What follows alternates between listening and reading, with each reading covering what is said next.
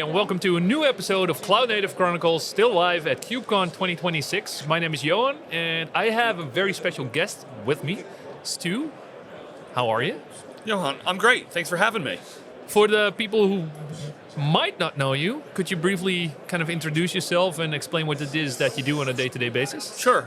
Stuart Miniman, I'm a senior director at Red Hat. I'm part of the OpenShift team. So this show, KubeCon, is absolutely like the most important show in the year for OpenShift because what is OpenShift? OpenShift is at the core, it's got Kubernetes, but it's built on dozens of cloud native projects, things like Tecton, which just moved over into the CNCF. All the AI stuff that we've been doing at Red Hat sits on top of the cloud native stuff. Maybe you heard about LLMD, got donated to the CNCF. So I look all over the place.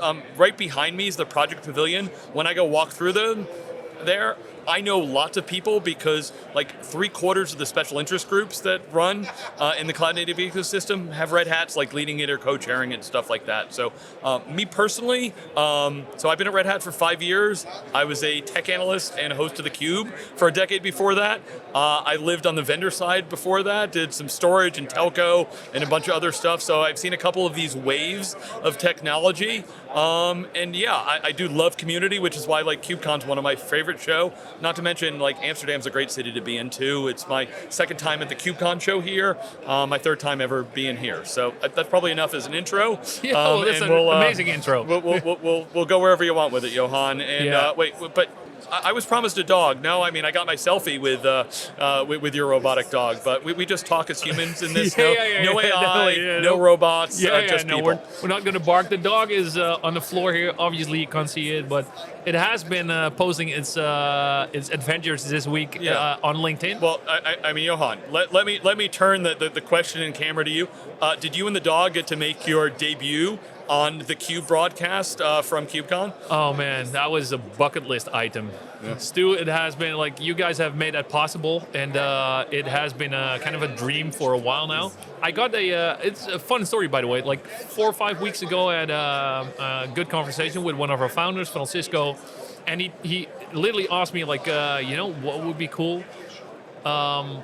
Would you be interested, like, or would it be a goal of yours to eventually, be on the Cube? And I was like 2 days before that, I got an email from either you or Carolyn, probably. Or Carolyn, like, do you want to be on the Cube? It's like, dude, that would be amazing. It's awesome. Look, I'll tell you, when I was doing theCUBE, we always want to talk to the practitioners. KubeCon's one of the great places to do it, and Red Hat was one of the best at getting me customers to talk to, which is one of the things that brought me over to Red Hat, because I love helping customers, seeing their stories, and yours. I was excited to hear that you guys could share with the broader world what's going on. Yeah, it was definitely a great interview, and about one of the topics that I wanted to talk to you about today, because, and you mentioned in the introduction, we're at KubeCon. It's kind of the biggest party, if you will, the biggest conference, if you will, around the open source landscape, the CNCF, so the Cloud Native Computing Foundation, and the Linux Foundation, and it's all about open source. Now, Red Hat being here, there's kind of one misconception around Red Hat being here. Like, why is Red Hat here? Because you guys offer paid software. What's that all about? But I think there's two things to that. First of all, and let's dive into that as well, I think Red Hat is one of the biggest contributors to open source projects. Yeah. Like, there's a large number of pavilions. Let's dive into that. What's Red Hat's part in the open source landscape? Sure. So first of all, if we take this cloud native ecosystem, we are the number 2 contributor overall. We're number 2 in Kubernetes, and we're number 2 overall across the board. Who's number 1? The company that created Kubernetes, which is Google. If you happen to catch Brian Stevens, who when Kubernetes was started, was the CTO of Red Hat, helped convince Google to open source it. He actually left Red Hat and was the CTO of Google Cloud for a handful of years. I actually got to interview him both at his Red Hat time and his Google time. And he actually is back at Red Hat through the Neural Magic acquisition, which is the company leading VLLM contribution. So now Red Hat's the number 1 contributor in that space, and comes to this. Red Hat is very active in open source. And look, it comes down to, there's misconceptions. Johan, you and I have been around for a little bit. I do remember when it was called free software, and I remember downloading freeware from some of these things.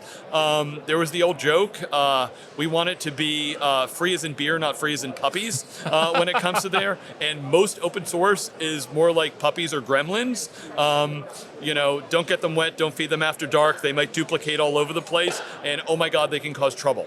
Red Hat, I actually worked with Red Hat when they came out with Red Hat Enterprise Linux back, it was over 20 years ago.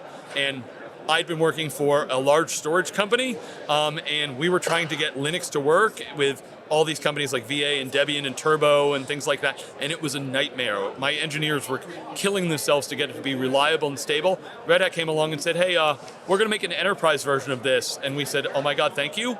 And we just told our field, tell everybody to use this stuff. And that's why it's the leading enterprise Linux. It's the foundational secure layer underneath the OpenShift product that I'm now part of, and follows much of what we've been doing now for 3 decades at Red Hat, which is how do we make open source easier to consume, more secure, and trust is really what stands behind it as number one. But 100% of what we do is open source. That means our development starts up source. Anything we add to it goes up source. We don't fork, we don't open core. I understand some people that aren't in these communities might not understand the depth of it, but the breadth and depth of what we do in open source is really unparalleled, and we try to grow the pie of open source itself, because we always need more contributors, more support. Got a bunch of folks from my team actually at the RSA conference this week, and oh my gosh, security, does that play a role in open source these days? Absolutely it does, and we don't want 1 or 2 maintainers out there. We want to have more people looking at it, more people involved, open source is awesome. It's the default way to develop software these days, and it takes a community. So, one of the things that really stand out to me, and that's if a customer or if someone a practitioner, has time, and they have the team, and they have the funding, sure, then the CNCF landscape is a perfect way to navigate through it. But time is the importance there, right? If you have 18 months to build a platform that can do everything, that's fine. Reality is that a lot of organizations, especially CIOs, don't have that time. Yeah. Now, OpenShift and the Red Hat portfolio is basically your like you mentioned, your open source platform, but it's completely curated. It is opinionated. Yeah. How do the folks at Red Hat basically come up with we see a new project emerge? There's a large pavilion of new projects here. How do you guys determine what project to add to your stack and basically add that enterprise support to it as well? So, awesome question. Let me tease it apart a little bit. First of all, the way we look at our stack is we all learned a lot of lessons from the OpenStack era. Yeah. And OpenStack was a big tent, but it was a very, it wasn't opinionated, it was rigid. These are the components you will use. That is how it will be. The cloud native ecosystem is very much API driven, and the way that OpenShift is designed, it is batteries included, but optional and swappable. So when it comes to certain pieces, hey, how's your observability stack look? And it's oh, cool, everybody's using OTel. Well, community really rallied around that. We are part of that community. We're not number 1 or number 2 in it, but absolutely we're there. It's a open source project. Can we add it to our platform? Absolutely. If you are happy with that and want to use it, absolutely do it. But I can tell you there's a dozen vendors in this pavilion that I look at that have built businesses around observability, and they're strong partners of us. And by no means are we trying to say hey, stop spending money with your observability vendor of choice and just use what's in the platform. It's a platform play. It's something you've seen similar with how the cloud providers do things, the mobile providers often do things. There's marketplaces, there's a way we have. Red Hat bought a company, CoreOS, a number of years ago, and they created the operator framework. We donated that to the CNCF once we got CoreOS. And when I go meet with a partner, it's hey, do you have an operator? Awesome. that means that you can actually work not only with OpenShift, but you can work with AKS and the other compliant Kubernetes solutions out there. So very flexible out there. And when it comes to which projects do we do, oh my God, that's actually one of my favorite questions. I remember back in the OpenStack days, I talked to the CTO of the company that helped develop, OpenStack along with NASA, and he's like, we hire the best people and we let them work on whatever they want. And I was like, I don't know, Johan, maybe it's my MBA training, but that doesn't sound like a business. That sounds like, a little bit of chaos and too much. And, at the end of the day, don't we have to pay the bills? So at Red Hat, there is that balance. You have a bunch of people here that community, and I'm going to work on what I want and I'm going to love it. And I'm like, cool, great, but we do also need to do things that help build our product and do it. So it's a balance of hey, how much time are you spending on a passion project versus something that helps the overall piece? So we work through that, and there's some people that their passion aligns with what it does there and they're able to do it. And in the community, we sort things out. And which projects we choose, that is driven community and customer feedback. Just the quick one on that, what's the number one operator that sits on top of OpenShift? It's Argo. It came out of Intuit. It's an awesome project. Everybody loves GitOps. Drift has been an issue for companies for my entire career. It was always the banks used to have the golden CD or the golden computer, and now hey, GitOps really solves a real challenging IT problem that we've had for decades. We're one of the top contributors to that. And day one, when we put it into the product and it, went 1.0 here with the CNCF, we had a handful of customers that were already using it in production, loved it, talked about it. So yeah, it's interesting. And, I could go on for hours on this, but not only do we contribute, some of our customers that are really engaged on this, we help them contribute to the upstream. We actually had Ford Motors, contributed to, I believe it was some of the Tecton stuff, which is now over here. And it was through partnering with us. And yes, they were an OpenShift customer, but they were excited and they want to contribute upstream, and we help them do that. We have an open source and AI program office inside Red Hat that helps with our contributions and helps work with customers. So it is... The thing I'll remind you when you get, just to circle back to the free, is what we always say is open source is how we develop software. It is not a business model, and that is what most people confuse. We are an enterprise software company at Red Hat.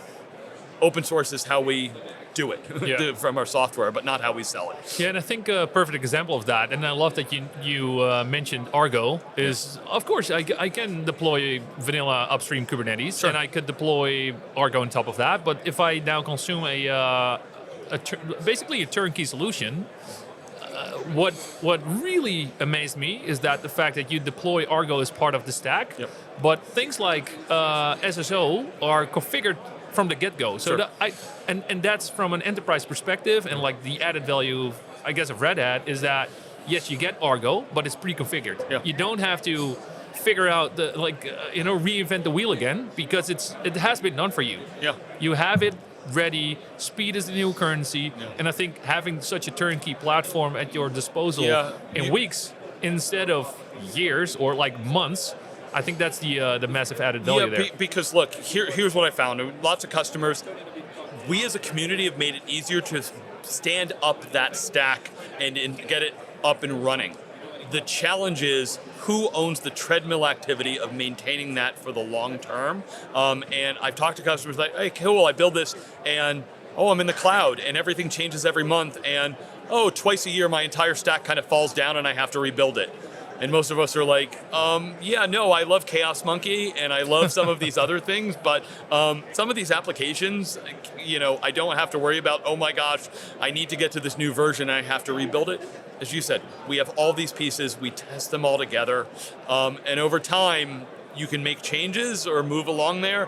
One of the complexities we hide is we can run in a data center, we can run in the edge, and we run across not only the major clouds, but the smaller sovereign clouds that have all what we used to call kind of just the hosted providers and the all around, lots of environments, and there's differences. So, we had a cloud provider a few years ago that was using Flux instead of Argo, and customers could have done that, but then they were the contribution to Flux went down and they switch over to Argo, it's like, cool, welcome. You're going to be a lot easier because we can maintain that piece.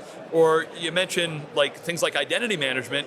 If we're in an Azure environment, you're probably going to use Microsoft Identity Management. We're not going to force you to use, the version that Red Hat says is there. We're going to, remove that friction and allow you to do that in that environment.